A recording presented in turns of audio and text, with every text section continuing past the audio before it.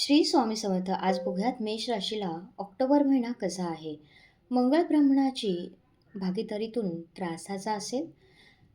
खरेदी विक्रीत फसवणुकीचे योग आहेत. वैवाहिक जीवनातून त्रास होऊ शकतो. सार्वजनिक जीवनातून पदप्रतिष्ठेविषयक प्रकरणे त्रास देतील. भावबंदकीतून त्रास होतील आणि हा महिना चढ उताराचा राहू शकतो. आत्मविश्वास राहील, पण आत्मविश्वास टाळा.